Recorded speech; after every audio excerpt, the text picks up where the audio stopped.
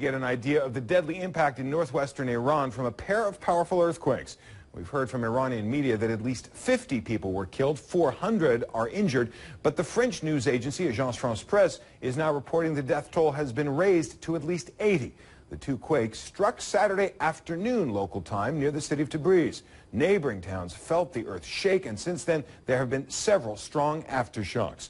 Meteorologist Tom Sater joins us now from the International Weather Center. You've been following things closely. What are you seeing?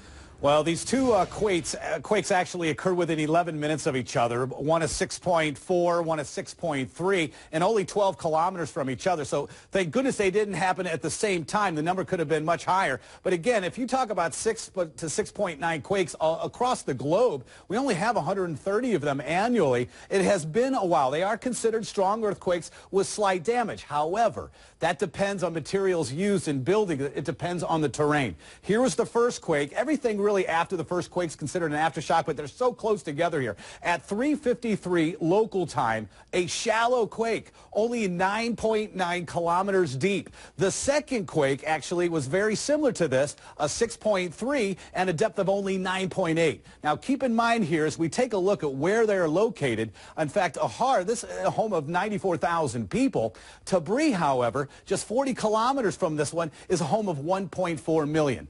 Here's the layout of the land. Now, they're prone to these. It's a high terrain area in a mountainous region, so there are major faults in this region. But you can see where Azerbaijan is. We get south of there. Here is Ahar. The first quake, again, 6.4. Here's the shake map. So there are many, many communities, and not just remote villages. These are highly populated towns. It gives you an idea of where some of those are. Now, in 2002, John, they had a 6.5. Now, that took the lives of about 227, but in the year 1990, they experienced a 7.4 in this region. That took the lives of 45,000, and just to give you an idea how close the two were in this region. So, unfortunately, the number of missing or even the number of fatalities may go on in days ahead as they search remote villages. Tom Sater.